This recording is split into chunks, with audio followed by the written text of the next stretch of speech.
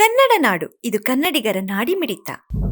ಬಳ್ಳಾರಿ ಜಿಲ್ಲೆಯಿಂದ ಮಂತ್ರಿಯಾಗಿ ಇವತ್ತು ಹೊಸ ಸಂಪುಟದಲ್ಲಿ ಸೇರ್ಪಡೆಯಾಗಿ ಇವತ್ತು ಮೊದಲನೇ ದಿನ ನಾನು ಬಳ್ಳಾರಿಗೆ ಬಂದಿದ್ದೀನಿ.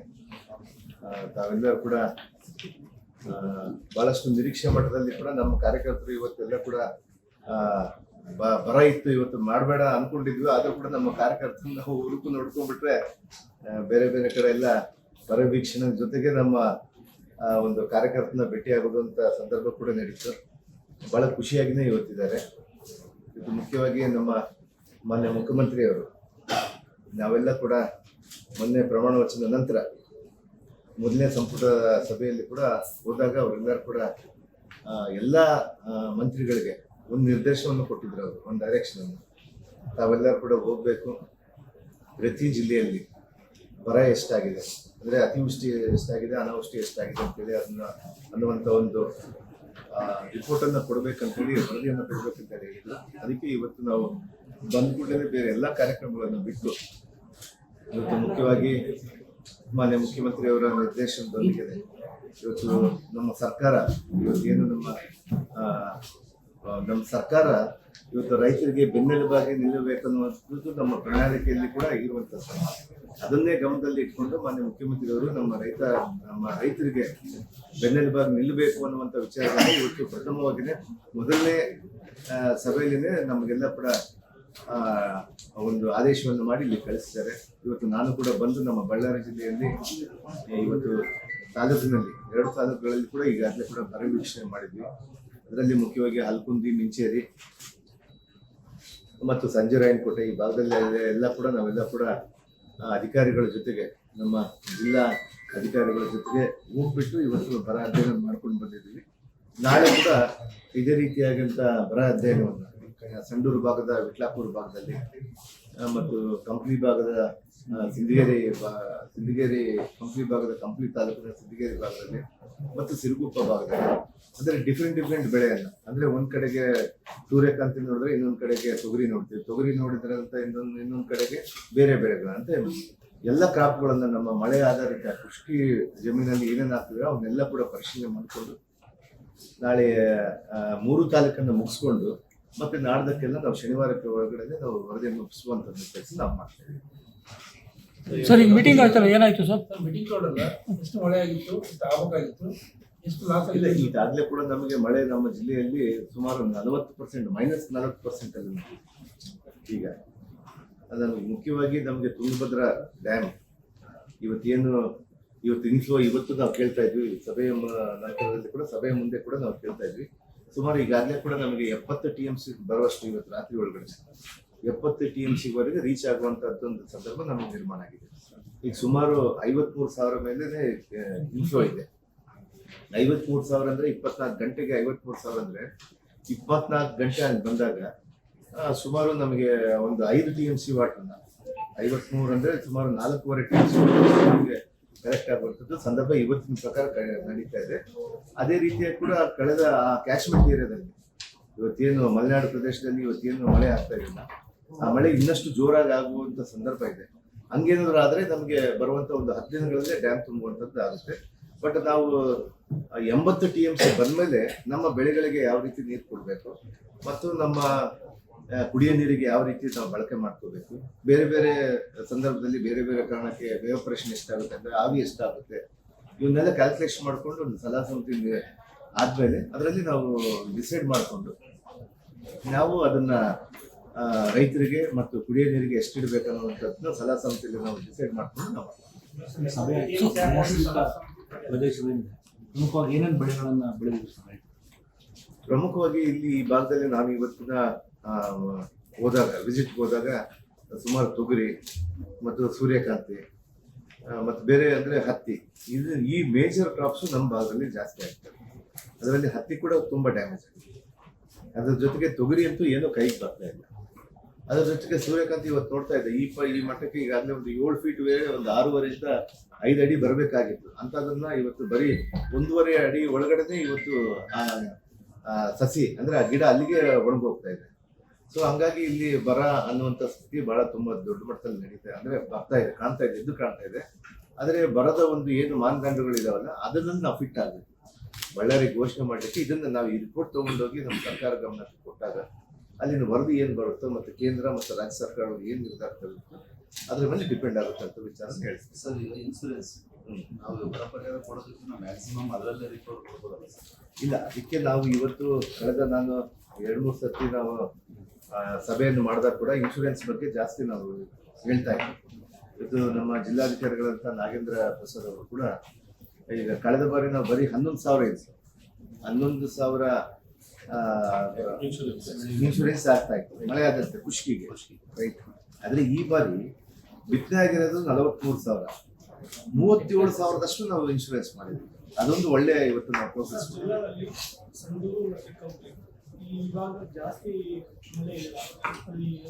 ಇಲ್ಲ, ಕಂಪ್ನಿ ಅನ್ನೋದಕ್ಕಿಂತ ಸಂಡೂರಲ್ಲಿ ಜಾಸ್ತಿ ನಮಗೆ ಸ್ಟಾರ್ಟ್ ನಮಗೆ ಅಂದ್ರೆ ಬರ ಅಲ್ಲೇ ಸಂಡೂರು ಮತ್ತು ಸಿರುಗುಪ್ಪದಲ್ಲಿ. ನಮ್ಮ ಬಳ್ಳಾರಿ ತಾಲೂಕು ಕಡಿಮೆ ಇದೆ, ಅದಕ್ಕಿಂತ ಕಡಿಮೆ ನಮ್ಮ ಕಂಪ್ನಿ ತಾಲೂಕಲ್ಲಿದೆ. ಹಂಗಾಗಿನೇ ನಾವು ಬಳ್ಳಾರಿ ನಮಗೆ ಬಹಳ ಸುಮಾರು ಹೆಕ್ಟೇರ್ಗಳಷ್ಟೇ, ಅಂದ್ರೆ ಒಂದು 50 ಹೆಕ್ಟೇರ್ 60 ಹೆಕ್ಟೇರ್ ಮಾತ್ರ ನಮ್ಮ ಬಳ್ಳಾರಿ ಭಾಗದಲ್ಲಿ ಬರುತ್ತೆ, ಅಂದ್ರೆ ಬಳ್ಳಾರಿ ಸಿಟಿಗೆ. ಮಿಕ್ಕಿದ್ದೆಲ್ಲ ಈ ರೂರಲ್ ಏರಿಯಾಸ್ ಅಲ್ಲೇ ಜಾಸ್ತಿ ಆಗುತ್ತೆ. ಹಂಗಾಗಿನೇ ನಾವು ಇವತ್ತೇನು ಎರಡು ಯಾವ ಕಡೆ ಜಾಸ್ತಿ ಆಗಿದೆ ಅಂತೇಳಿ ನಾವು ಇವತ್ತು ಈಗಾಗಲೇ ಕೂಡ ರಿಪೋರ್ಟ್ ಕೊಡ್ತಾ ಇದ್ದಾರೆ. ಅಂದ್ರೆ 2.5 ಮಿಲಿಮೀಟರ್ 21 ಡೇಸ್ ಒಳಗಡೆ ಆಗಿರ್ಬೇಕು ನಮಗೆ. 21 ದಿನಗಳ ಒಳಗಡೆ 2.5 ಮಿಲಿಮೀಟರ್ ನಮ್ಗೆ ಮಳೆ ಆಗಿದ್ರೆ ಮಾತ್ರ, ಮಳೆ ಆಗ್ಲಿಲ್ಲ ಅಂದ್ರೆ ಅದನ್ನ ನಾವು ಡ್ರಾಟ್ ಅಂತೇಳಿ ಡಿಕ್ಲೇರ್ ಮಾಡಕ್ ಅವಕಾಶ ಇದೆ. 21 ದಿನ ನಡೀತಾ ಇದೆ, ಈಗಾಗಲೇ ಕೂಡ 15 ದಿನ ಮುಗಿದಿದೆ. ಇದಾದ ನಂತರ ಮತ್ತೆ ಇನ್ನೂ ಒಂದು 7-8 ದಿನದಲ್ಲಿ ಎಷ್ಟು ಮಳೆ ಬರ್ಬೋದು ಅಂತ ನಿರೀಕ್ಷೆ ಮಾಡ್ತಾ ಇದ್ದೀವಿ. ಅದರ ಪ್ರಮಾಣ ನೋಡ್ಕೊಂಡು ನಾವು ಅದನ್ನ ಯಾವ ರೀತಿ ಮಾಡ್ಬೇಕು ಆ ರೀತಿ. ಬಟ್ ಈ ಮಳೆ ಇವಾಗ ಇನ್ನೊಂದು 5 ದಿನದಲ್ಲಿ ಮಳೆ ಬಂದ್ರು ಅದೇ ನಮ್ಗೆ ಯೂಸ್ ಆಗೋ ಸಿಚುವೇಶನ್ ಇಲ್ಲ. ಯಾಕಂದ್ರೆ ಎಲ್ಲ ಬೆಳೆ ಎಲ್ಲಾನು ಇದಾಗ್ಬಿಟ್ಟಿದೆ. ಈಗ ಮೆಣಸಿನಕಾಯಿ ಸಸಿ ನಾಟಿ ಮಾಡಿದ್ದಾರೆ ಸರ್, ಎಲ್ಲರೂ ಅವಧಿನ ನಾಟಿ ಮೆಣಸಿನಕಾಯಿ ಟೈಮ್ ಇದೆ, ತೊಗರಿಗೆ ಹೋಗ್ಬಿಟ್ಟಿದೆ, ತೊಗರಿ ಹೋಗಿದೆ, ಸನ್ಫ್ಲವರ್ ಹೋಗಿದೆ, ಈವನ್ ಹತ್ತಿ ಕೂಡ, ಕಾಟನ್ ಕೂಡ ತುಂಬಾ ಟೈಮ್ ಇದೆ ಇನ್ನು. ಈಗೆಲ್ಲ ಸುಮಾರು ನಾನು ಅದೇ ರಿಪೋರ್ಟ್ ತಗೊಂಡಾಗ ಸುಮಾರು ಒಂದು 60,000 ಹೆಕ್ಟೇರ್ಗೆ ಆಗಷ್ಟು ಅಂತ ಸಸಿಗಳು ನಮ್ಮಲ್ಲಿ ರೆಡಿ ಇದೆ. ನಮ್ಮ JD ಅವರು ರಿಪೋರ್ಟ್ ಕೊಡ್ತಾ ಇದ್ದಾರೆ. 80 TMC ಆಗ್ಲಿಲ್ಲ ಅಂದ್ರೆ ಇರೋ ನೀರು ಯಾವ ರೀತಿ ಬಳಕೆ ಮಾಡ್ತಿದ್ದಾರೆ ಸರ್ ಅಗ್ರಿಕಲ್ಚರ್? ಯಾವ ಸರ್ ಯಾವ್ದು 90 TMC ನೀರು ಬರ್ಲಿಲ್ಲ ಅಂದ್ರೆ ಇರೋ ನೀರು ಯಾವ ರೀತಿ ಬಳಸಿರ್ತೀವಿ ಸರ್ ಅಗ್ರಿಕಲ್ಚರ್? ಅದಕ್ಕೆ ಒಂದು ಸಲಹಾ ಸಂಸ್ಥೆಯಲ್ಲಿ ನಿರ್ಧಾರ ಮಾಡ್ಕೊಳ್ತೀವಿ ನಾವು. ಕುಡಿಯೋ ನೀರಿಗೆ ಎಷ್ಟು ಕೊಡ್ಬೇಕು, ಆಂಧ್ರಕ್ಕೆ ಎಷ್ಟು ಸರ್ ಕೆಲವೊಂದು ಕೆರೆಗಳೆಲ್ಲ ಬತ್ತಿ ಹೋಗಿದೆ ಸರ್ ಈಗಾಗಲೇ.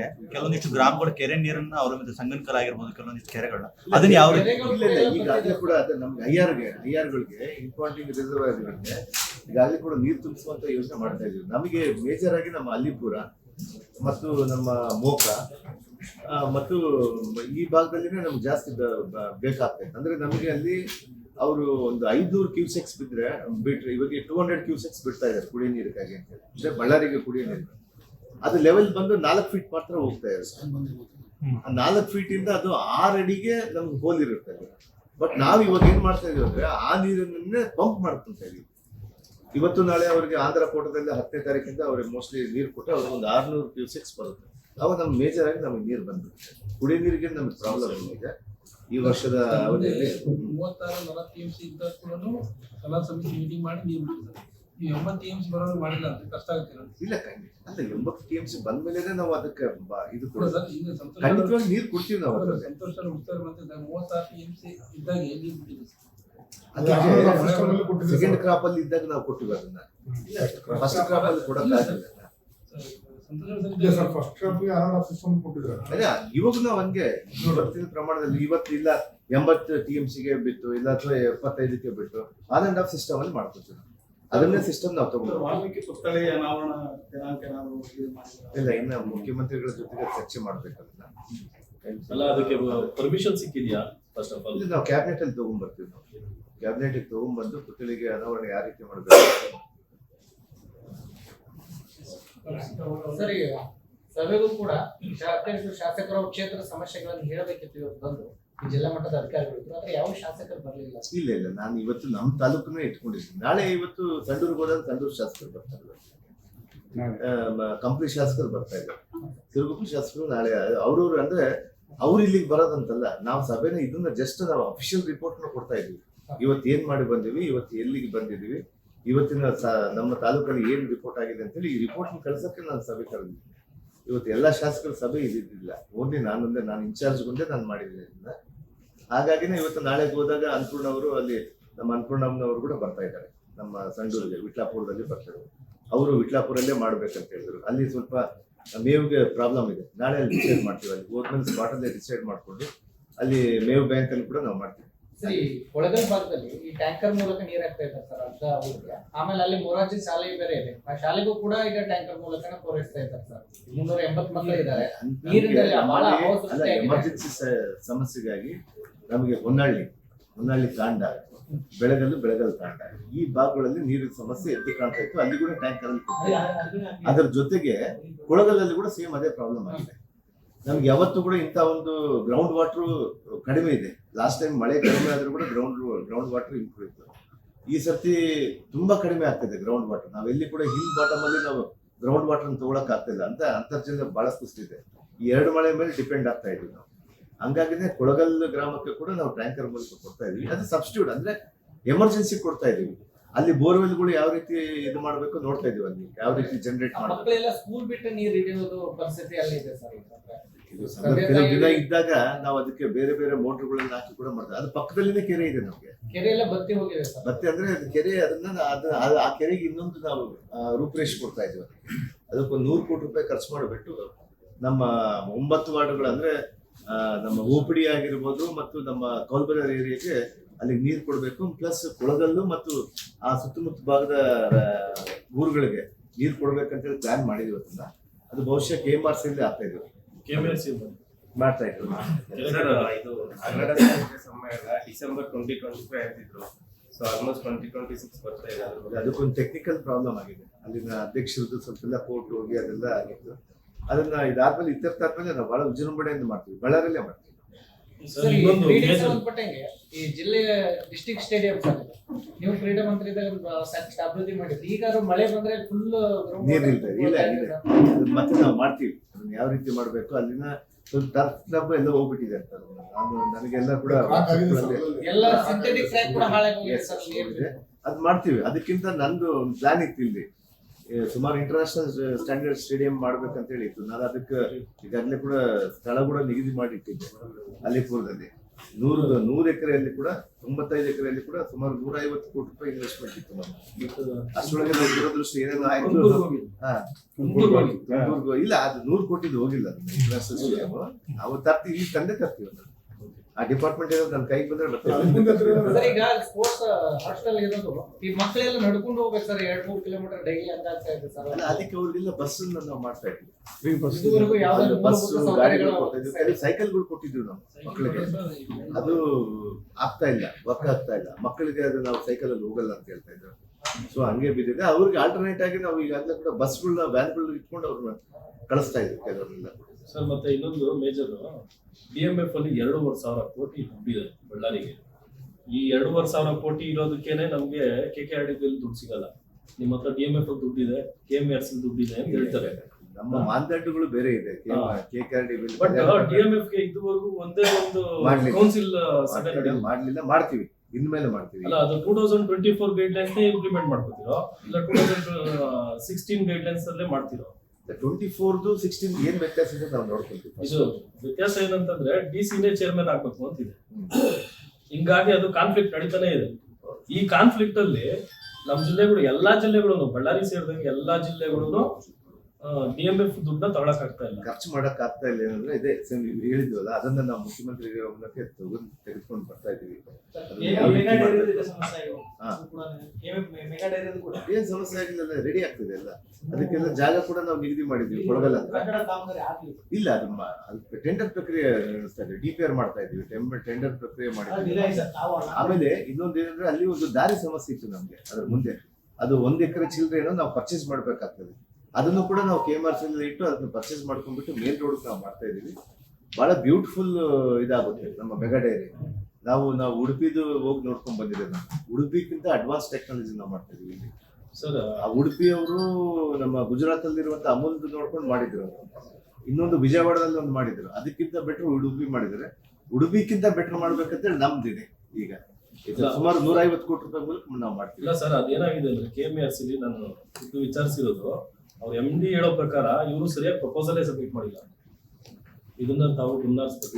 ಅಷ್ಟೇ ಅಲ್ಲಿ ಒಂದೇ ಒಂದು ಪ್ರಾಬ್ಲಮ್ ಇಂದ ನಮಗೆ ಹೋದ್ ಸಾರಿ ನಮ್ಮ ಪ್ರಶಾಂತ್ ಮಿಶ್ರಾ ಅವರು ನಮಗೆ DC ಆಗಿತ್ತು ಜಿಲ್ಲಾಧಿಕಾರಿ. ಅವ್ರಿಗಿದ್ದಾಗ ಕಾಂಪನ್ಸೇಷನ್ ಯಾರು ಕೊಡ್ಬೇಕು ಅನ್ನೋದು ಕಾಂಪನ್ಸೇಷನ್ ನಾವು KMFA ಕೊಡಿ ಅಂತೇಳಿ ಇವ್ರು ಹೇಳ್ತಾ ಇದ್ರು. ನಾವು ಅದನ್ನ ಏನ್ ಮಾಡಿದ್ವಿ, ಸರ್ಕಾರ ಕಡೆಯಿಂದ ನಾವು ತಗೊಂಡ್ಬಿಟ್ಟು ರೆವಿನ್ಯೂ ಇಂದ ಮಾಡಿದ್ರೆ ನಾವು ಕಾಸ್ಟ್ ಆಫ್ ಇದು ಕಟ್ಟೋದು ಕಡಿಮೆ ಆಗ್ತಾ ಇತ್ತು. ನಾವು ಅಲ್ಲಿರೋ ಲ್ಯಾಂಡಿಗೆ ನಾವು ತಗೊಂಡ್ರೆ ಸುಮಾರು ಅದೇ ಲ್ಯಾಂಡ್ ಕಾಸ್ಟೇ ಒಂದು 30 ಕೋಟಿ ರೂಪಾಯಿ ಆಗ್ತಾ ಇತ್ತು. ಈಗ ಬರೀ 3 ಕೋಟಿ ರೂಪಾಯಿಂದ ನಾವು ತಗೊಂತಾ ಇದೀವಿ. ಬರೀ 3 ಕೋಟಿಯಿಂದ KMF ಇಂದನೇ ಹಣ ಕಟ್ಸಿದೀವಿ. ಆ ಜಾಗದಿಂದ KMF ಗೆ ಬುಕ್ ಮಾಡ್ಕೊಂಡು KMF ರಿಜಿಸ್ಟರ್ ಮಾಡ್ಕೊಂಡು ಅಲ್ಲಿಂದನೇ ಇದನ್ನು ಮಾಡ್ತಾ ಇದ್ದಾರೆ. ಅದಕ್ಕೆ ಡಿಲೇ ಆಯ್ತು ಅಷ್ಟೇ. ಸ್ವಲ್ಪ ಟೆಕ್ನಿಕಲ್ ಇಶ್ಯೂ ಇತ್ತು ಅಷ್ಟೇ, ಬೇರೆ ಏನು ಇಶ್ಯೂ ಇಲ್ಲ. ಸರಿ, ಬಳ್ಳಾರಿ ನಗರದಲ್ಲಿ ಸ್ವಲ್ಪ ಮಳೆ ಆದ್ರೂ ಕೂಡ ಇಡೀ ಬಳ್ಳಾರಿ ಮೂಲಭೂತ ಸ್ಥಿತಿ ಹಂಗಾಗ್ತಾ ಇದೆ ಸರ್. ಎಲ್ಲ ಊರುಗಳಲ್ಲಿ ಅಲ್ಲಂಗೆ ಆಗ್ತದೆ. ಏನಾಗ್ತಿದೆ ಅಲ್ಲ ಸರ್, ಸಿಟಿಯಲ್ಲಿ ಮುಖ್ಯವಾಗಿ ಇಲ್ಲೇನೆ ಏನಾಗಿದೆ ಅಂದ್ರೆ ನಮ್ಮ ರಾಜಕಾಲುವೆಗಳು ಇದಾವಲ್ಲ, ಅದು ಎನ್ಕ್ರೋಚ್ಮೆಂಟ್ ಆಗಿದೆ ತುಂಬಾ ಕಡೆಗೆ. ನಮ್ಮ ಇಲ್ಲೊಂದೇ ಅಂತಲ್ಲ, ಪ್ರತಿಯೊಂದು ಗ್ರಾಮಗಳಲ್ಲಿ ಕೂಡ ಜನಸಂಖ್ಯೆ ಬೆಳೆದಂಗೆಲ್ಲ ಕೂಡ ರಾಜಕಾಲುವೆಗಳನ್ನ ನ್ಯಾರೋ ಮಾಡ್ಕೊಂಡ್ ಬಂದಿದ್ದಾರೆ. ಆ ನೀರು ಹೋಗಲ್ಲ ಅಂದಾಗ ಎಲ್ಲೋ ಒಂದ್ ಕಡೆಗೆ ಬಂದು ರೋಡಲ್ಲೇ ಸೇರ್ಬೇಕಾಗ್ತದೆ. ಅದರ ಗ್ರಾವಿಟಿ ನಾವು ಯಾವತ್ತೂ ಕೂಡ ನಿಲ್ಲಿಸಬಾರ್ದು. ಅದನ್ನ ಆ ಗ್ರಾವಿಟಿ ಹೋಗ್ಬೇಕು ಮಳೆ ಬಂದಾಗ. ಒಂದೇ ಸರ್ತಿ ಫೋರ್ಸ್ ಇರುತ್ತೆ ಅದಕ್ಕೆ.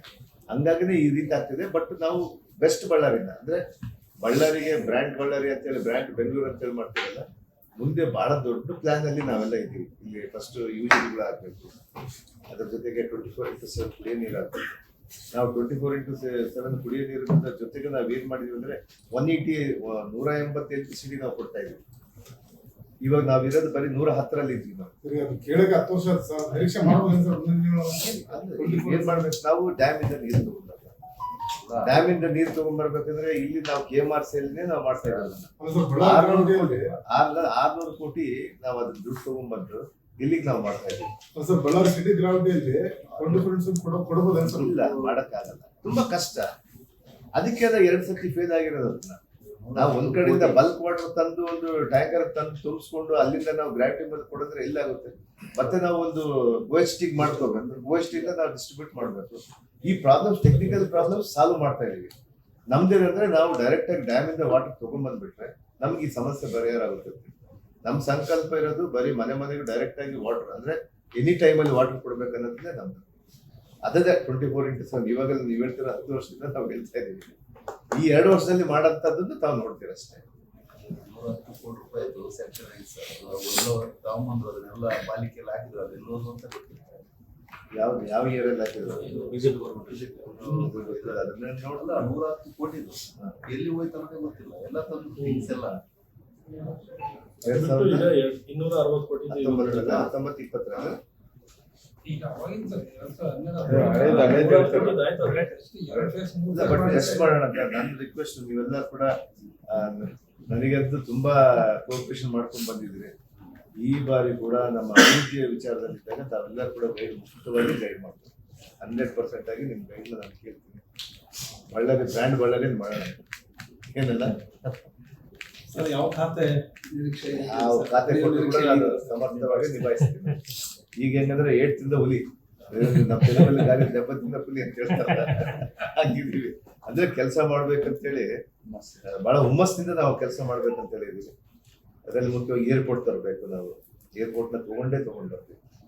ಏರ್ಪೋರ್ಟ್ ಜಾಗ ನಿಗದಿ ಆಗಿದೆ, ಅವನ್ನೆಲ್ಲ ಕೂಡ ಅದಕ್ಕೆಲ್ಲ ಮೂಲಭೂತ ಸೌಕರ್ಯಗಳು ಅಂದ್ರೆ ಇನ್ಫ್ರಾಸ್ಟ್ರಕ್ಚರ್ ಯಾವ ರೀತಿ ಕೊಡಬೇಕು ನೋಡ್ತಾ ಇದ್ದೀವಿ. ಇದ್ರ ಸಲುವಾಗಿ ನಾನು ಮಂತ್ರಿ ಆಗದೆ ಕಾಯ್ತಿದ್ದೆ. ಹೋದ್ ಕೂಡಲೇ ನಮ್ಮ ಕೇಂದ್ರದಲ್ಲಿ ಮಂತ್ರಿ ಆಗಿರುವಂತಹ ಸಿವಿಲ್ ಏವಿಯೇಷನ್ ಮಿನಿಸ್ಟರ್ ಆಗಿರುವಂತದ್ದು ನಮ್ಮ ರಾಮಮೋಹನ್ ನಾಯ್ಡು ಹತ್ರ ಅವ್ರ ಅಪಾಯಿಂಟ್ಮೆಂಟ್ ತಗೊಂತಾ ಇದೀವಿ. ಹೋಗಿ ಅವ್ರಿಗೆ ಮಾತಾಡ್ಕೊಂಡು ಬರ್ತೀವಿ. ಅವರು ರೆಡಿ ಇದ್ದಾರೆ ಕೊಡ್ಲಿಕ್ಕೆ, ಹೊಸ ಏರ್ಪೋರ್ಟ್ ಮಾಡ್ಲಿಕ್ಕೆ. ನಾವು ಆಕ್ಚುಲಿ ಫಸ್ಟ್ ಲಾಸ್ಟ್ ಟೈಮ್ ಕೇಳಿದಾಗ ನಾವು ಉಡಾನ್ ಅಲ್ಲಿ ಕೇಳಿದ್ವಿ. ಉಡಾನ್ ಕೆಲವು ದಿನ ರೆಡಿ ಆಗುತ್ತೆ, ಆಮೇಲೆ ಬಿಟ್ಬಿಡ್ತಾರೆ. ಬಟ್ ನಮ್ಮ ಸಂಕಲ್ಪ, ನಮ್ಮ ಸಂದರ್ಭ ಹೆಂಗಿದೆ ಅಂದ್ರೆ, ನಾನು ಇಲ್ಲಿ ಏರ್ಪೋರ್ಟ್ಸ್ ಮಾಡೋದನ್ನ ನಾವು ಹೋಗಿ ಟೇಕ್ ಆಫ್ ಆಗೋದಕ್ಕಿಂತ ಹ್ಯಾಂಗರ್ಸ್ ಮಾಡ್ಬೇಕಂತೇಳಿ ನಾವಿದ್ವಿ. ಸುಮಾರು ಒಂದು 1000-2000 ಫ್ಲೈಟ್ಸ್, ಹೊಸ ಫ್ಲೈಟ್ಸ್ ಬರ್ತಾ ಇದೆ. ಅವ್ರಿಗೆ ಪಾರ್ಕಿಂಗ್ ಇಲ್ಲ. ಇದ್ರೆ ಬೆಂಗಳೂರು ಎಕ್ಸಾಸ್ಟ್ ಆಗ್ಬಿಡ್ತಾ ಇದೆ. ಈಗ ಬೇರೆ ಕಡೆ ಅವ್ರು ಎಲ್ಲಿ ಹೋಗಿ ಅಲ್ಲಿ ಮಾಡಕ್ಕಿಲ್ಲ. ಆಮೇಲೆ ಕಾರ್ಗೋ ಬರುತ್ತಲ್ಲ, ಇಂಟರ್ನ್ಯಾಷನಲ್ ಕಡೆಯಿಂದ ಕಾರ್ಗೋ ಬಂದಾಗ ಡಿಸ್ಟ್ರಿಬ್ಯೂಟ್ ಆಗ್ಲಿಕ್ಕೆ ಒಂದು ಚೆನ್ನೈ, ಒಂದು ಬೆಂಗಳೂರು ನಮಗೆ ಅಷ್ಟು ಟ್ರಾಫಿಕ್ ಕಂಜೆಕ್ಷನ್ ಆಗ್ತಾ ಇಲ್ಲ. ಅದಕ್ಕೆ ನಮ್ದೇನಿದೆ ಅಂದ್ರೆ ಇಲ್ಲಿ ಮಾಡ್ಬೇಕನ್ನೋದಿದೆ ನಮಗೆ. ಹ್ಯಾಂಗರ್ಸ್ ಅವ್ರಿಗೆ ಕೊಟ್ಬಿಟ್ಟು ಅಲ್ಲೇ ಒಂದು 1000 ರಿಂದ 2000 ಜನ ಎಂಪ್ಲಾಯ್ಮೆಂಟ್ ಶುರು ಆಗುತ್ತೆ, ಜನರೇಟ್ ಮಾಡ್ಬೋದು. ಎಂಪ್ಲಾಯ್ಮೆಂಟ್ ಅಂದ್ರೆ ಉದ್ಯೋಗನ ಭರ್ತಿ ಮಾಡ್ಬೋದಲ್ಲಿ. ಈ ಸಂಕಲ್ಪದಲ್ಲಿ ನಾವಿದೀವಿ. ಇದನ್ನೇ ಇವಾಗ 690 ಎಕರೆ, ಸುಮಾರು 700 ಎಕರೆವರೆಗೆ ನಾವು ಇಲ್ಲೆಲ್ಲ ನಿಗದಿ ಮಾಡ್ಕೊಂಡು ಇಟ್ಕೊಂಡಿದ್ವಿ. ಒಂದ್ಸತಿ ನಾವು ಕೇಂದ್ರ ಸರ್ಕಾರಕ್ಕೆ ಹೋಗ್ಬಿಟ್ಟು ಅವ್ರು ಕರ್ಕೊಂಡ್ಬಂದು ಅವ್ರನ್ನ ವಿಸಿಟ್ ಮಾಡಿಸಿ ಇಲ್ಲಿ ತಂದ್ರೆ ಎಲ್ಲ ಟೋಟಲ್ ಆಗಿ ಅವ್ರು ಕೊಡೋದ ಅಥವಾ ನಮ್ಮ ಶೇರ್ ಎಷ್ಟಿದೆ ಅಂತೇಳಿ ನಾವು ನೋಡ್ತಾ ಇದ್ವಿ. ಇದಕ್ಕೆ ಸ್ವಲ್ಪ ಟೈಮ್ ಹಿಡಿತಾ ಇದೆ ಅಷ್ಟೇ, ಮ್ಯಾಟರ್ ಆಫ್ ಡೇಸ್ ಅಷ್ಟೇ. ಅದು ಮಾಡ್ಕೊಂಡು ಅದನ್ನು ಒಂದು ಬಹಳ ದೊಡ್ಡ ಮಟ್ಟದಲ್ಲಿ ಮಾಡ್ಬೇಕಂತ ಹೇಳಿದ್ವಿ. ಅದು ಬಂದ್ರೆ ಒಳ್ಳೆ ಡೆವಲಪ್ಮೆಂಟ್ ಆಗುತ್ತೆ ಅಂತೇಳಿ ನಾನು ಅನ್ಕೊಂಡಿದ್ದೆ. ಈಗ ಬುಡಾಧ್ಯಕ್ಷ ಆಮೇಲೆ ಜಿಲ್ಲಾಧ್ಯಕ್ಷರ ಬದಲಾವಣೆ ಇದೆ ಸರ್. ಈಗ ಅದೆಲ್ಲ ಕೂಡ ನಮ್ಮ ಪಾರ್ಟಿ ನಿರ್ಣಯ ಅಂತ ಇತ್ತು. ಅಂದ್ರೆ ಯಾರನ್ನ ಮಾಡ್ಬೇಕು, ಯಾರನ್ನ ಬಿಡಬೇಕು, ಅಥವಾ ಕಂಟಿನ್ಯೂ ಮಾಡ್ಬೇಕು, ಏನ್ ಮಾಡ್ಬೇಕು, ಅದೆಲ್ಲ ಪಾರ್ಟಿ ಇದರಲ್ಲಿ ನಿರ್ಧಾರ. ಹೀಗಾಗಿ ತಪ್ಪದೆ ನೋಡಿ ಕನ್ನಡ ನಾಡು ವಾಹಿನಿ. ಸಬ್ಸ್ಕ್ರೈಬ್ ಮಾಡಿಕೊಳ್ಳಲು ಕೂಡಲೇ ಪಕ್ಕದಲ್ಲಿ ಕಾಣುವ ಬೆಲ್ ಐಕಾನ್ ಕ್ಲಿಕ್ ಮಾಡಿ ನೋಟಿಫಿಕೇಶನ್ ಪಡೆಯಿರಿ.